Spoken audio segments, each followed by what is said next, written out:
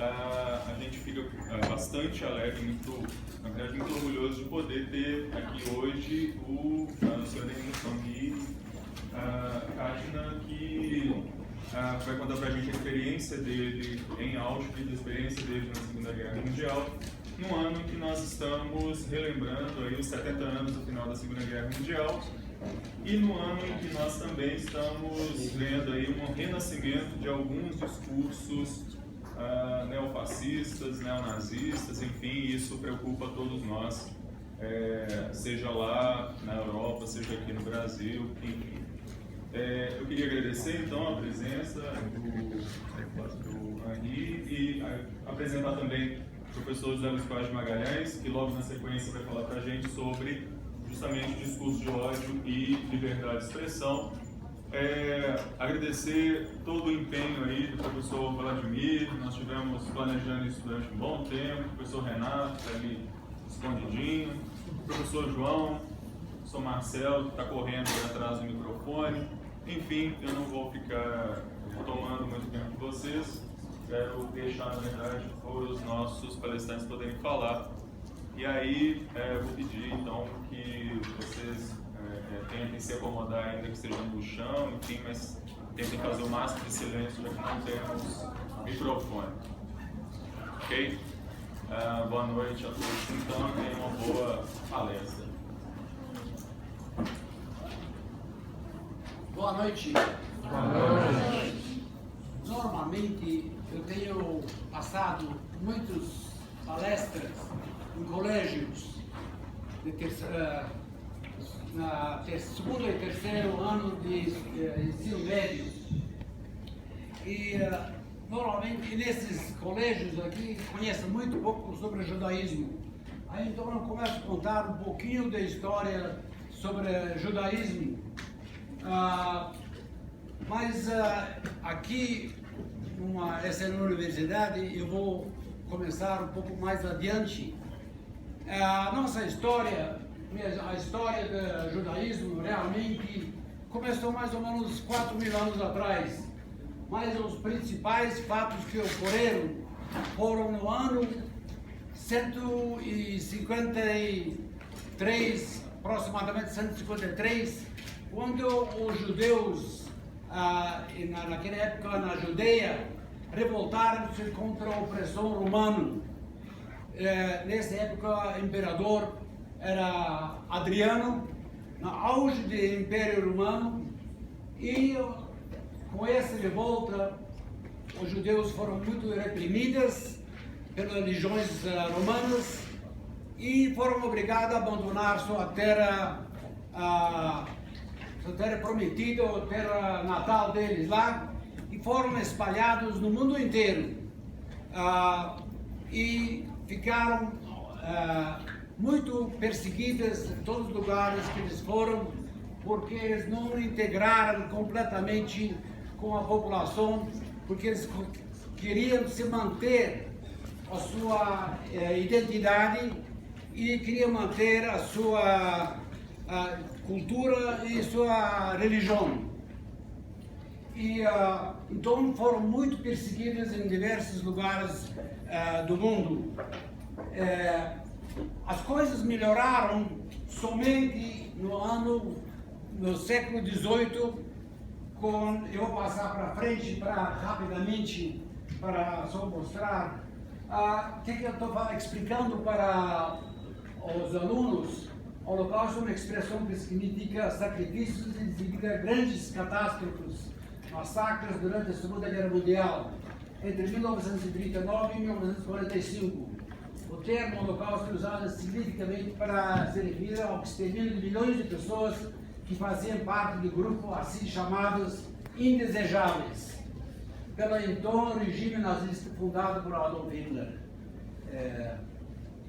Entre eles judeus, comunistas, homossexuais, ciganos, eslavos, deficientes motores, deficientes mentais, prisioneiros de guerra soviéticos, membros da elite intelectual polonesa e russa e de outros países do leste europeu, testemunhas de Jeová, alguns sacerdotes católicos, alguns membros mormons, sindicalistas e pacientes psiquiátricos criminosos de direito.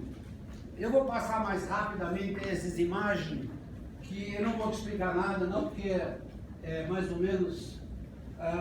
aqui começa, na verdade, o judaísmo como patriarca, aproximadamente 4.000 anos atrás. Vou passar rapidamente. Os judeus, os descendentes de Abraão foram para o Egito e posteriormente foram retirados da escravidão do Egito, provavelmente todo mundo conhece, e foram levados para a Península de Sinai, onde que Moisés recebeu os 10 mandamentos, primeiras leis éticas apresentadas pela humanidade. Vou rapidamente mais para frente.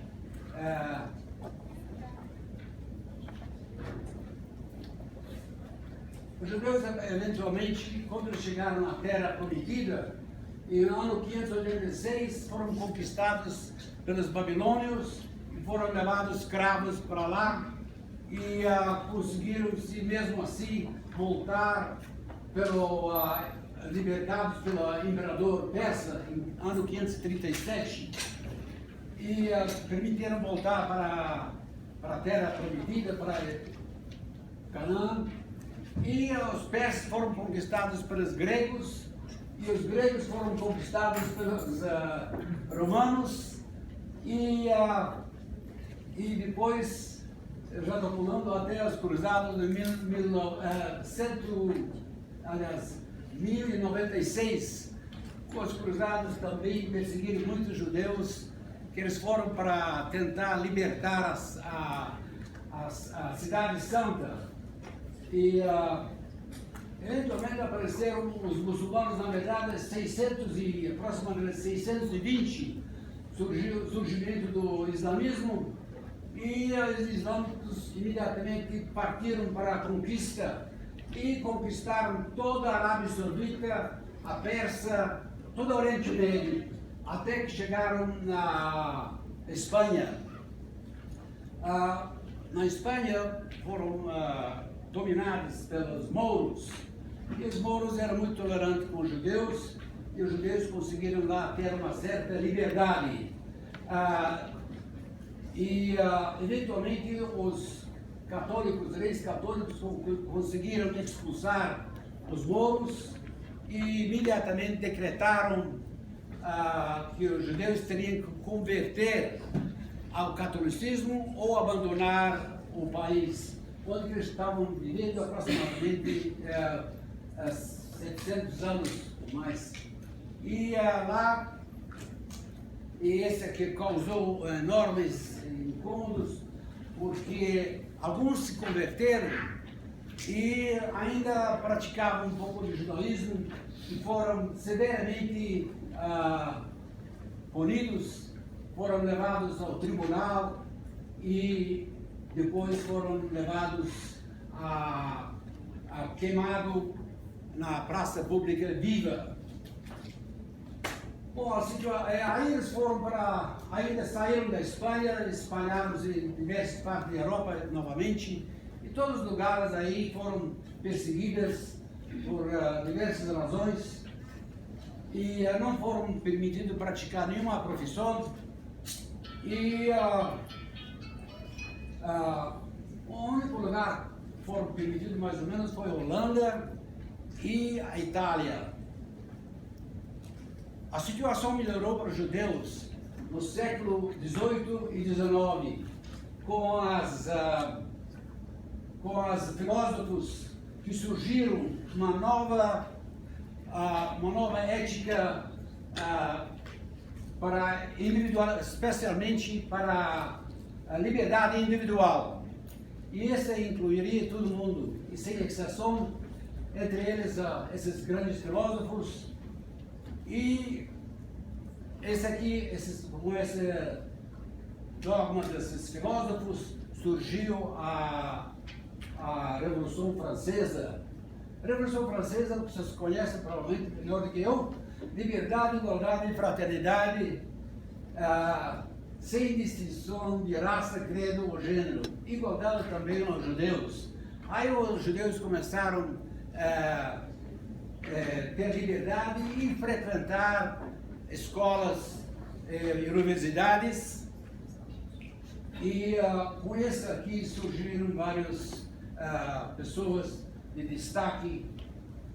Bom, aí nós passamos para a Primeira Guerra Mundial.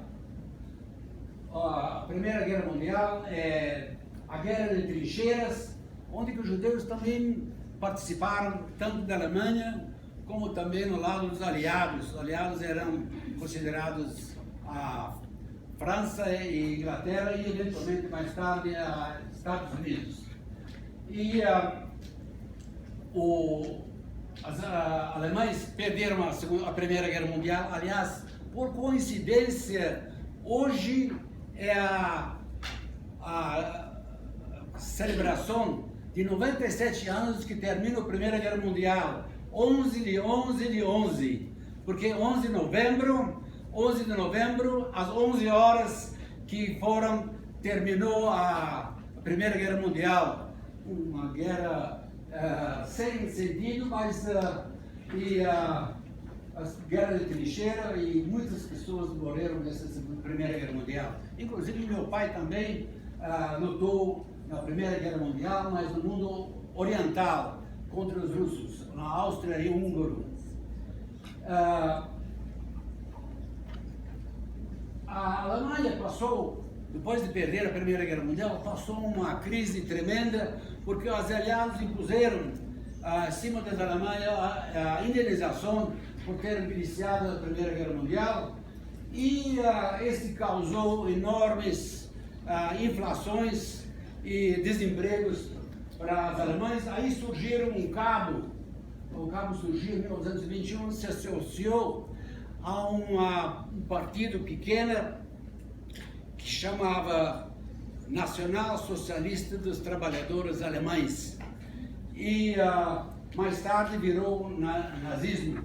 E esse partido, quando ele se associou, ele começou a bater uma tecla constantemente que a razão que nós perdemos a Primeira Guerra Mundial foi a razão dos judeus. E os judeus eram culpados e começaram a bater ao mesmo tempo.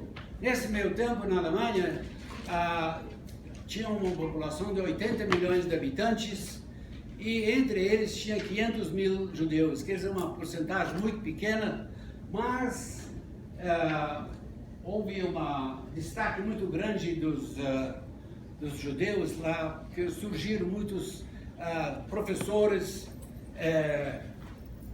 inclusive cientistas, e como também pessoas de destaque. Houve lá, sobressaíram na música e sobressaíram muito na literatura e publicações de livros, etc. Finalmente, com esse batimento, com esse constante, frequente gritaria de culpa foi dos judeus, etc., ele conseguiu muitos aderentes, e finalmente, em 1933, ele foi eleito chanceler da Alemanha, Führer, que chamava, e imediatamente decretou contra o judaísmo.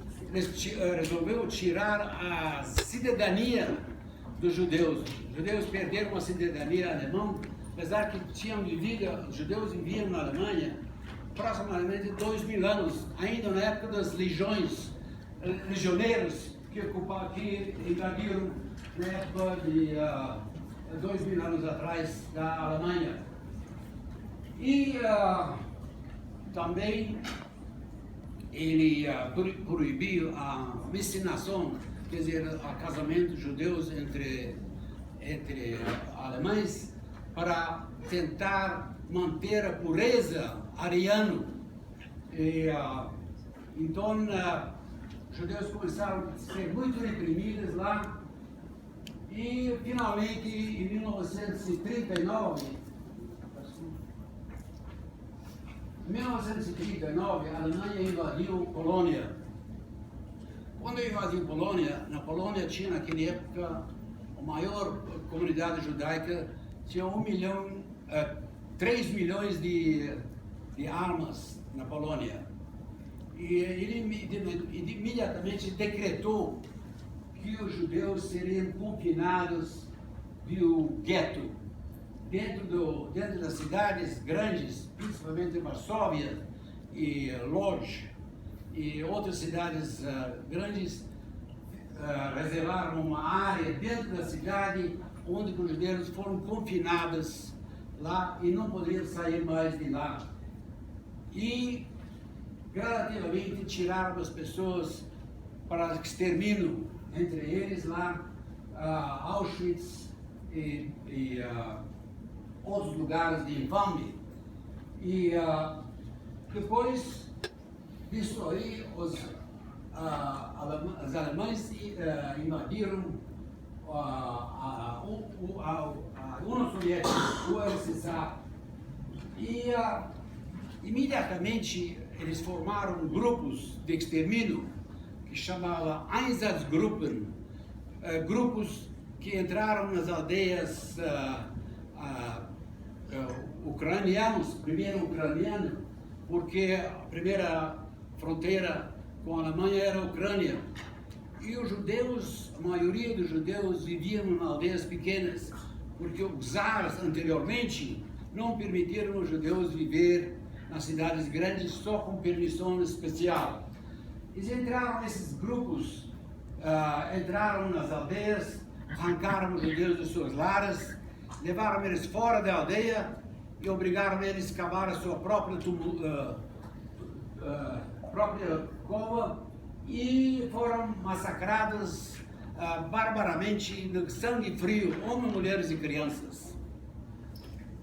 O Estado-Maior alemão chegou à conclusão que essa não é uma forma muito eficiente. Aí eles resolveram transportar os judeus de trem. Eles tinham uma muita eficiência em transporte ferroviário.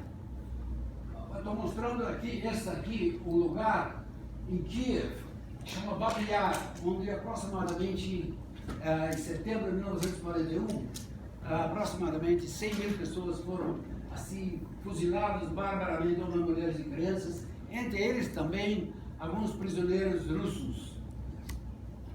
E nesse meu tempo, em 1943, os judeus de Varsóvia se revoltaram contra os alemães, mas eles tinham quase não tinham armas e então a revolta foi rapidamente reprimida, mas eles conseguiram se manter mais ou menos um mês, que era uma coisa considerada um milagre, considerada contra o poder alemão naquela época.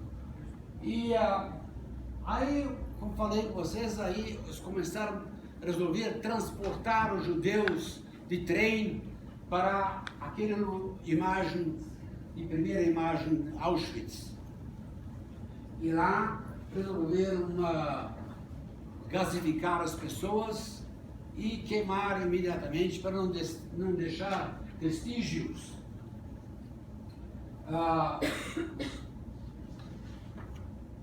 Essa aqui é uma imagem, foi tirado por um soldado de férias que tirou essas fotografias das chegadas dos judeus húngaros. Quando chegaram dos vagões atrás, foram transportados em vagões de carga animal e essas pessoas foram imediatamente gasificados e queimados, etc. Tem muitas imagens desse aqui, vou passar mais rápido aqui para só mostrar esses judeus do oriental, húngaro oriental, onde que a pobreza era muito grande entre os judeus, porque não tinha indústria nenhuma e só tinha agricultura na Hungria Oriental e também na toda parte oriental. E esse aqui mostra as chegadas na Auschwitz dessas pessoas. Já algumas foram obrigadas já anteriormente a portar estrela amarela, o escrito judeu. Aqui também várias imagens, mas vou passar rapidamente.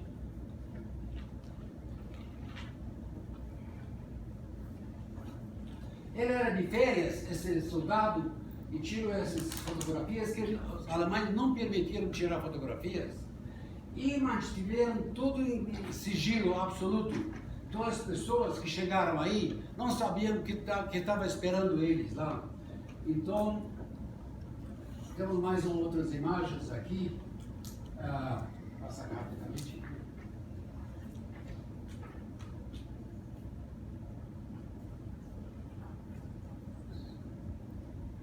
Aqui os câmaras de gás já estava todo lotado, porque vieram milhares de pessoas diariamente. Os alemães queriam, os nazistas, queriam rapidamente liquidar a Hungria para eliminar. Em poucos meses, eles conseguiram extinguir mais de 300 mil pessoas numa rápida sucessão.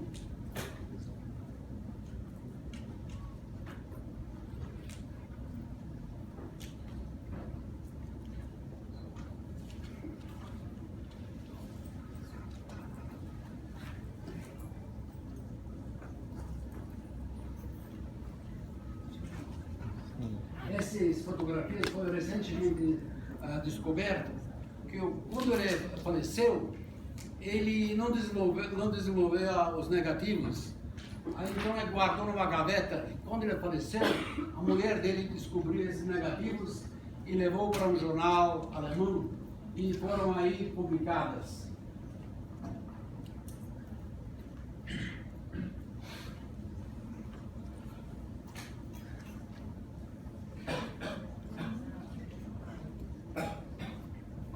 Milhares de pessoas foram. Lá dá para ver os 3 chaminés dos crematórios.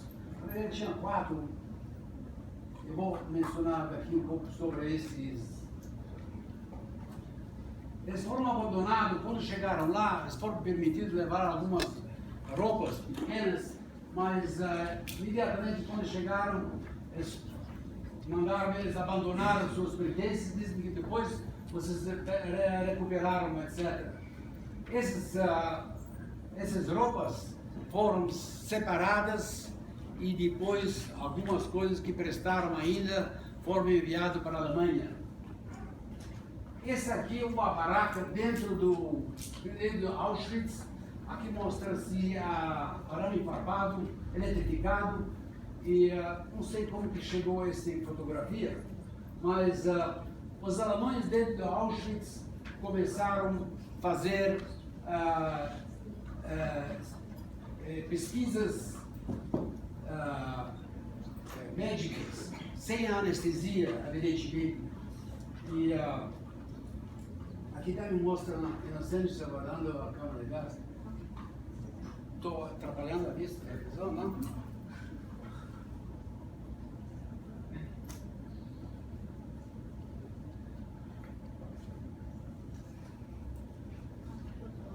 Esse aqui, uma câmara de gás, como que era a câmara de gás, foram empurradas mais ou menos 2.000 pessoas cada vez, fecharam as portas de aço e depois de cima jogaram o gás letal.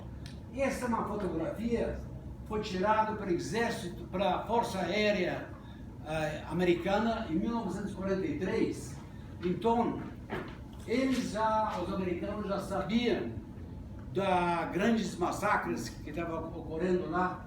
E, na minha opinião também, todos os chefes do Estado, Stalin, como também Churchill, como também Roosevelt, que eram chefes do Estado naquela época, sabiam o que estava acontecendo, mas não fizeram nada, não reagiram nada.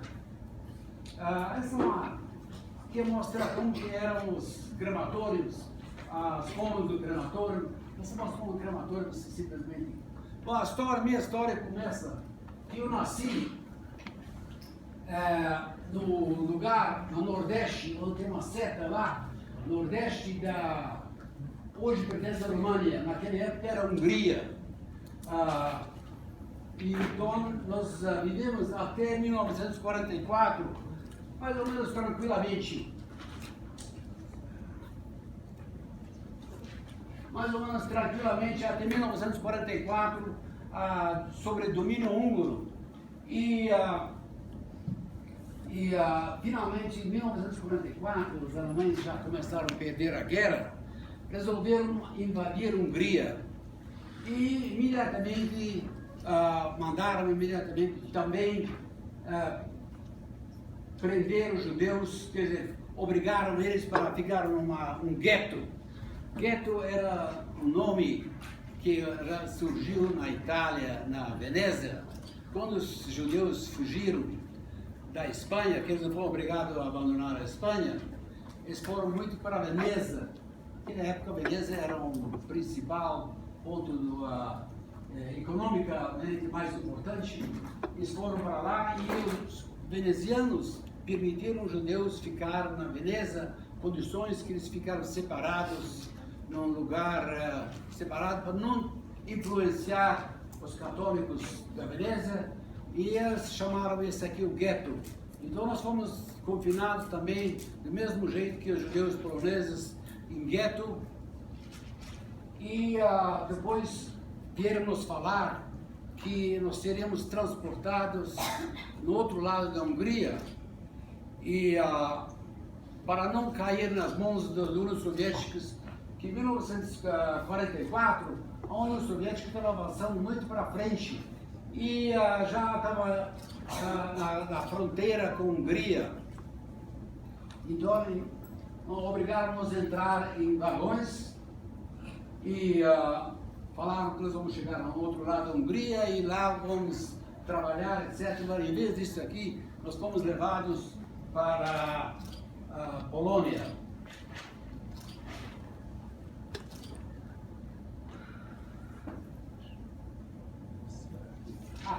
Aqui, mais ou menos aqui apareceu a chegada em Auschwitz. Eu cheguei lá com minha mãe, meus 3 irmãos e 3 irmãs. Nós éramos 8 em casa. E imediatamente na chegada, nos obrigaram a separar homens, mulheres e crianças com muito gritaria e cães adestrados. E separamos. E eu não sabia o que está acontecendo, a gente não sabia nada. E quando um jovem prisioneiro abriu o nosso vagão, aí meu cunhado aproximou a ele. Obrigado.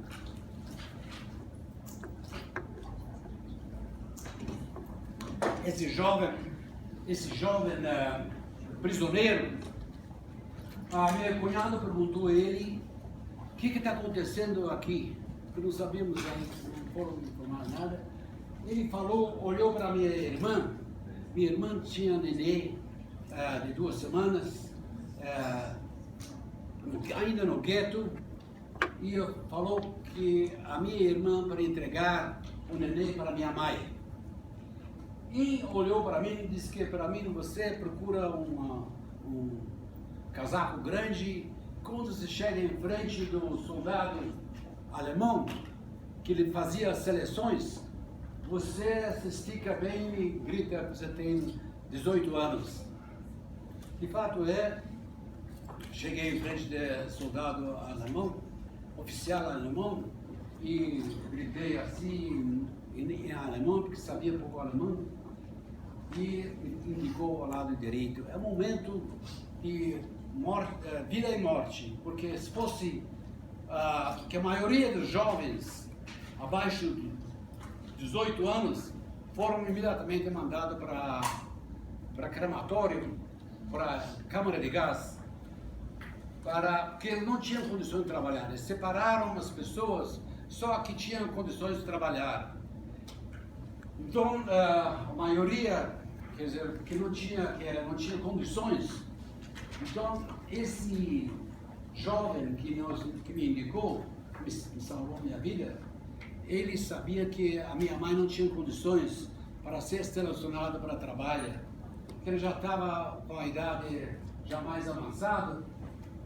E assim me juntei com meus outros 2 irmãos e meu cunhado lá em Auschwitz. Eu fiquei em Auschwitz apenas 5 dias. Quando chegamos em Auschwitz, fomos obrigados a entregar as roupas e tomar chuveiro realmente. E na hora que eles abriram, fica até bem tarde esse processo. E na hora que abriram as portas para sair, já era noite. E viu na frente as 3 chaminés soltando labaredas. Fico muito surpreso, com muitas gritarias lá. O tempo todo os alemães formaram pequenas, chama capô. Esses capôs obedeceram às determinações, às ordens dos soldados, que também chamava SS. SS era chama em alemão chama Schutzstaffel. Era realmente eles que executaram as ordens dos nazistas. Também aqueles defenderam também o Hitler. Eles eram pessoas muito especialmente selecionadas, esses SS. Normalmente pegaram as pessoas mais altos e mais bem aparente muito bem, e vestiam-se naquele coisa que você deve ter visto muito nos cinemas aí, com botas iluminadas, polidos e etc. Aí nós fomos levados para, mas com muito gritaria, fomos levados para uma baraca. Essa baraca, vocês têm visto mais ou menos, tinha beliche lá dentro, e fomos ver um oficial, também prisioneiro, e nos falou que nós estamos num campo de concentração e não adianta vocês tentarem fugir, porque o campo está todo cercado com arame farpado de 10.000 volts.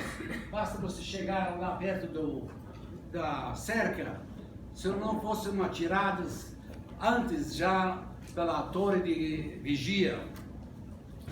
Então ele falou que vocês vão trabalhar e vão conseguir sobreviver desse jeito, trabalhando.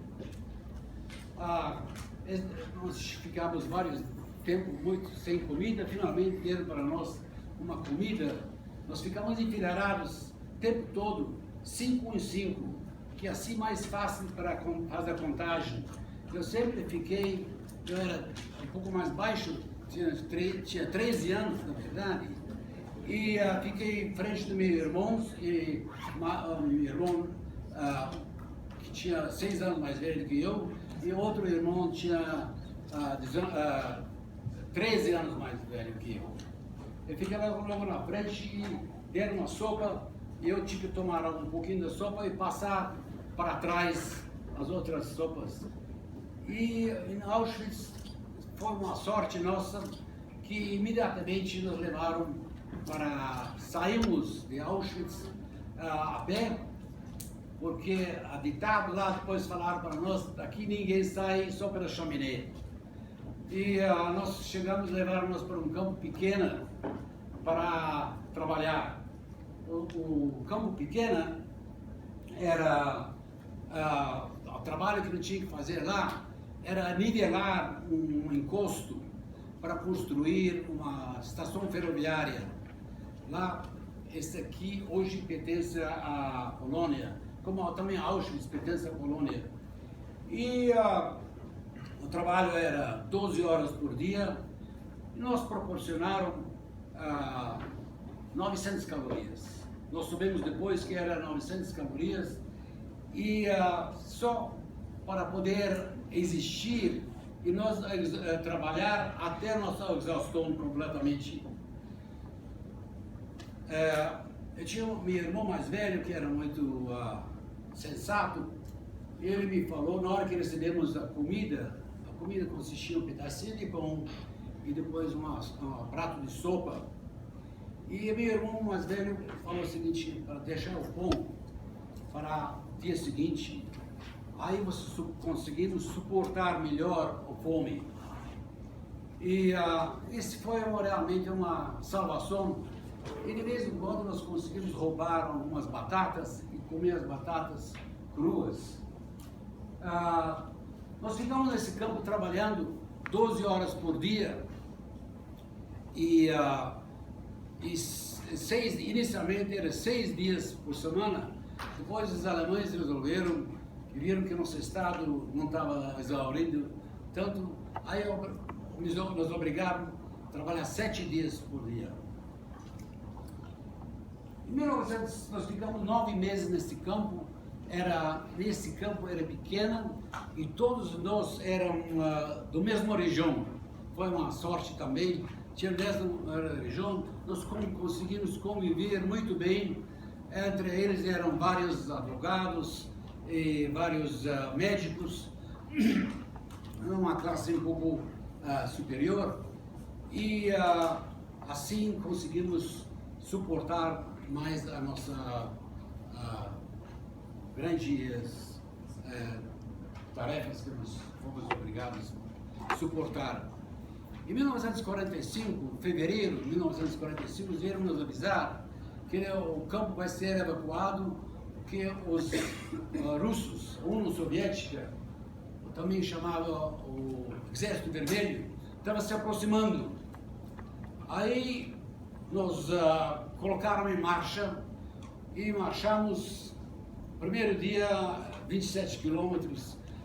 Nessa data eu já tinha o meu sapato, que foram permitidos manter o sapato, mas tinha gasto minha sola e colocamos aí uma sola de madeira e andamos com essa sola de madeira, esses 27 quilômetros, chegamos muito exaustos e marchamos. Quem não conseguiu marchar ficou para trás, foram imediatamente fuzilados e nós escutamos aí os tiros atrás de nós aí, sabemos, etc. E uma hora chegaram e perguntaram quem queria ir de carroça.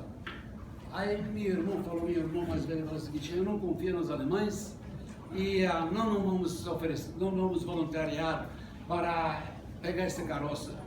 De fato, nossos chefes diretamente, quer dizer, os alemães também instituíram chefes em cima de nós, de nosso povo mesmo, de nosso grupo mesmo. E eles foram acompanhar lá e contaram que todas essas pessoas foram levadas para uma floresta e tiraram tiro na nuca deles cada um. Nós marchamos assim 6 dias. Essa marcha aqui era terrível, porque eu tinha que marchar na chuva e de qualquer jeito, e muito pouco comida, quase sem comida. E entre essas marchas juntaram-se outros campos, muitos outros campos, principalmente judeus poloneses, que já tiveram no campo há mais de 4 anos e foram muito endurecidas, pessoas que perderam todo o sentido de humanidade. E porque ficaram oprimidas o tempo todo, eles, a força de viver, ainda não tiveram a força de viver, etc. Finalmente nós chegamos num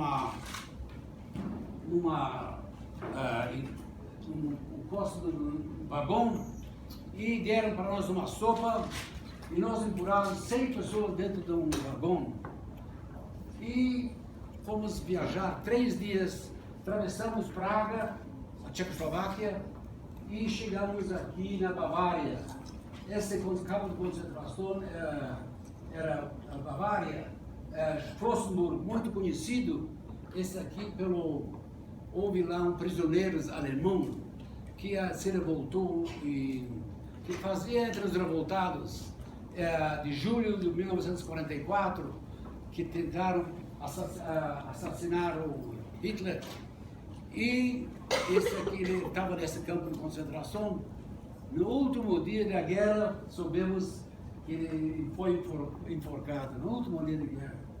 E nós chegamos nesse campo na Bavária. A Bavária é muito montanhoso e nós ficamos colocados em barracas. E essas barracas eram um lugar mais alto, mais frio do que de onde nós saímos anteriormente.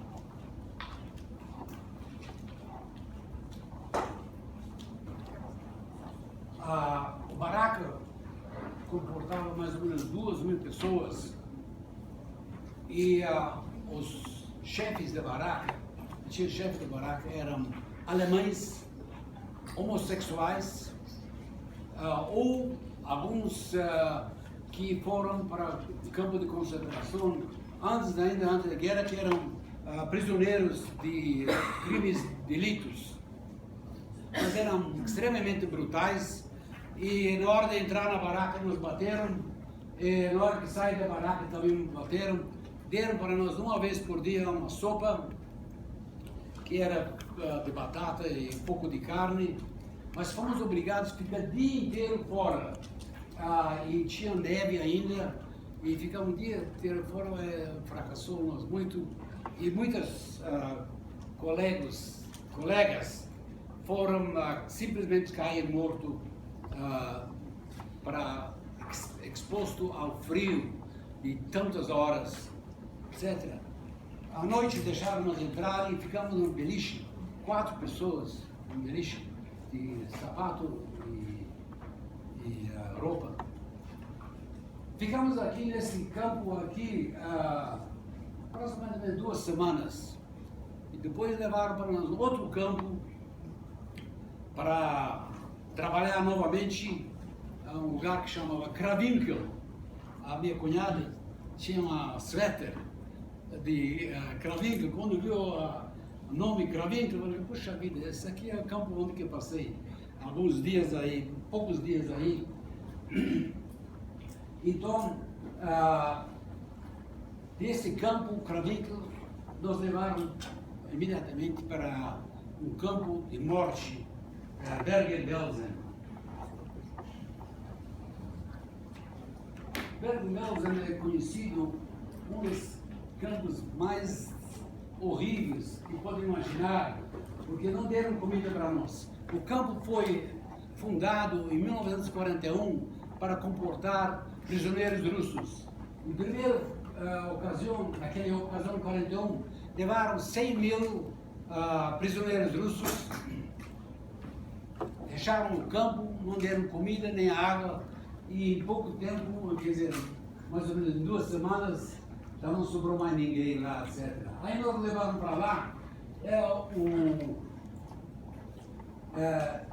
chegamos aí nas barracas de madeira, e sem beliche, sem nada, dormimos no chão, dentro do barraca, e toda manhã foram obrigados a levantarem para ser afileirados, para ser contado pelo SS, que apareceu de vez em quando. O campo começou a ter muitas mortes. Inicialmente, os alemães ainda removeram os cadáveres, mas no final já não conseguiram levar tantos cadáveres. E tinha um crematório também no campo, e o crematório não dava conta de queimar tantas pessoas. Eu havia uma ferida dentro do meu joelho, provavelmente recebi essa ferida quando nós dormimos 4 dentro do beliche, e alguém à noite deve ter me chutado. Aí começou a ter muito problema com o joelho, etc. Aí alguém falou para mim que existe um hospital pertinho lá, no outro lado do campo, mais adiante. E o campo é dividido entre os homens e mulheres. Do lado esquerdo era das mulheres e do lado direito era dos homens. Aí foi lá nesse hospital, e o hospital tinha 3 tchecos médicos, mas não tinha nenhum remédio, nada. Eles estavam lá e tinha beliche. Aí eles me aceitaram e começaram a lavar meu joelho, E esses tchecos tinham um certo privilégio, esses médicos tchecos tinham certos privilégios e receberam de vez em quando batatas.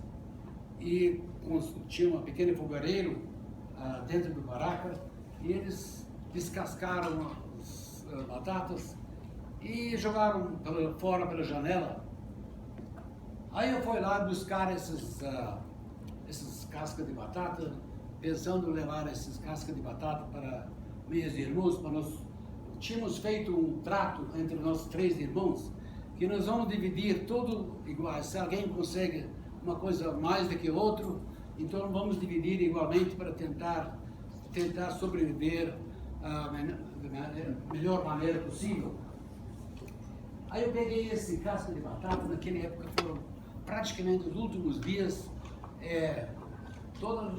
tinha cadáveres espalhados em todo lugar, etc. Eu peguei um pedacinho de roupa de um dos cadáveres e fiz uma pequena fogueira, tinha condição de fogueira, porque tinha várias fogueiras em vários lugares aí, e sentamos no chão, tentaram esquentar essas cascas de batata entre os cadáveres, e eu notei na minha expressão do meu irmão que ele estava muito resignado, já estava muito fraco. Nós quase não conversamos um com o outro, de fraqueza. E eu falei com ele lá que espera que essa cena, nunca vamos esquecer. E ele resignadamente falou que espera que você consiga sobreviver. Primeira vez eu vi no tom dele que ela realmente resignado e porque durante o tempo todo do campo ele nos manteve, não permitiu ninguém para perder a esperança. Nós vamos sair daqui, basta nós termos força e não permitir ninguém se desanimar. Nesse momento ele estava sem ânimo, certo? Aí eu voltei para o hospital, lá de repente viu carros blindados de cor areia, com estrela branca de 5 pontas. Aí eu imediatamente sabia, eu ainda tinha razão, sabia que imediatamente que nós fomos libertados para um outro, eu não sabia de quem. Aí, mais tarde, eles vieram oferecer para nós comida, eram ingleses, do exército inglês, e começaram a oferecer comida, mas a comida era um prato de sopa muito gordurosa e também um pedacinho de pão. Eu não consegui engolir nada, porque estava tudo ressecado. E dia seguinte encontrei meu irmão mais velho, e meu irmão mais velho com a lata de ração inglês, da exército inglês, e fala para mim com uma voz baixa: você sabe que nós fomos libertados? Eu falei, sim. Mas ele comeu essas rações. E passou alguns dias, ele ficou enfraquecendo cada vez mais. E finalmente, 2 semanas depois da libertação, nós fomos libertados em 15 de abril de 1945. Sempre considerei a data do meu renascimento. E fomos levados para um hospital, uma caserna que foi convertida para um hospital que era do soldados oficiais alemães do treinamento para o tanque, para armado. E foi 1º de maio, foi levado para o hospital. Foram primeiro evacuados as mulheres. Os ingleses resolveram primeiro evacuar e nós só levaram 15 dias depois.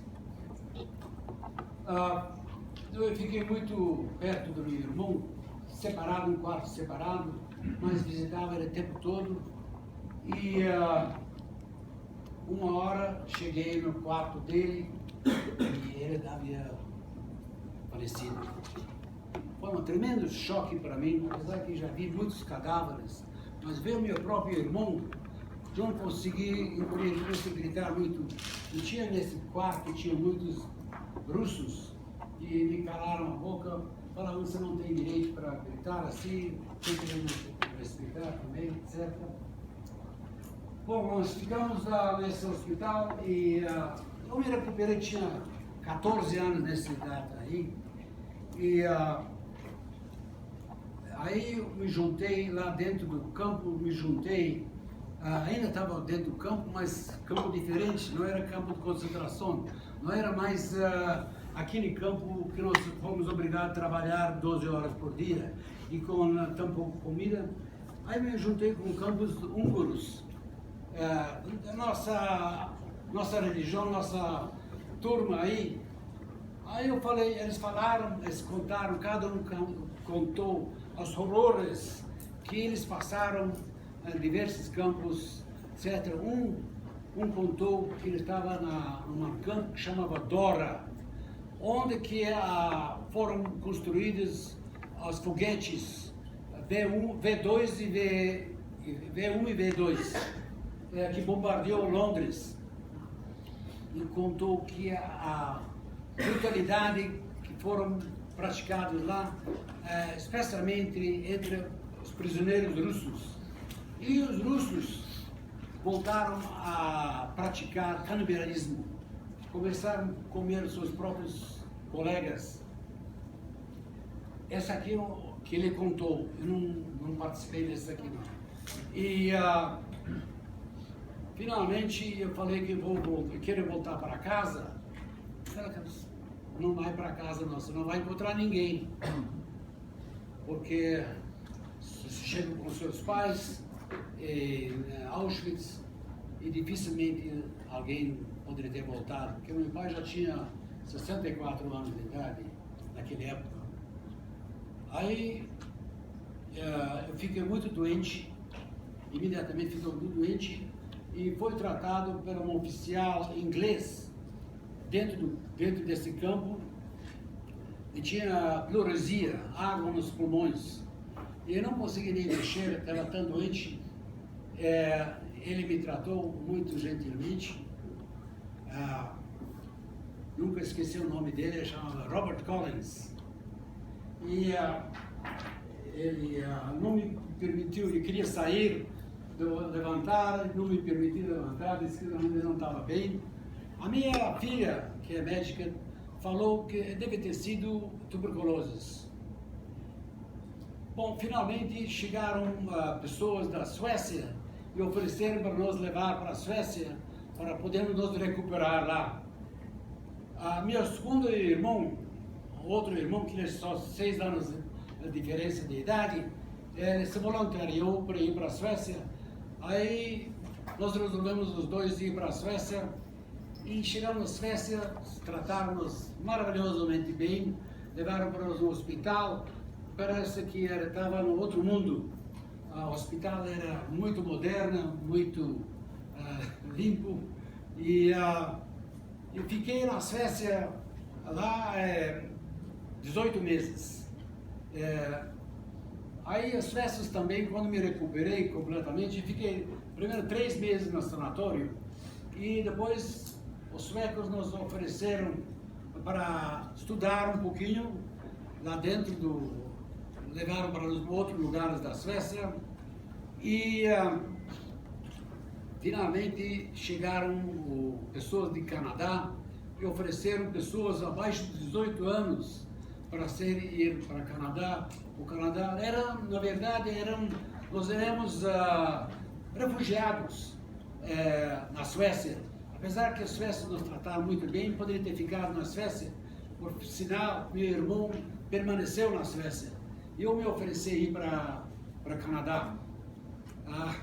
Eu tinha sonhos, quando era jovem, ir para os Estados Unidos. E os Estados Unidos ofereceu, quer dizer, muitas possibilidades. Dos Estados Unidos, aliás, no Canadá, eu encontrei minha irmã viva, e a minha irmã veio para Belo Horizonte, me convidou para visitar ela. Aí eu cheguei aqui e imediatamente fiquei encantado com Belo Horizonte. Naquela época a população era 400 mil habitantes, era uma cidade muito agradável, com um clima maravilhoso, e resolvi permanecer aqui, me casei aqui e tenho 5 filhos. Muito obrigado pela sua atenção de vocês.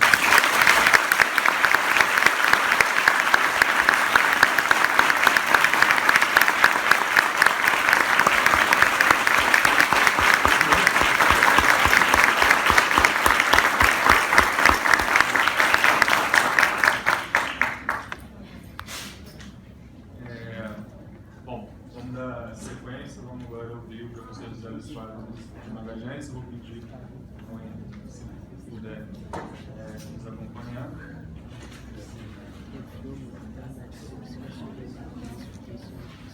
Boa noite a todos e todas. Satisfação estar aqui.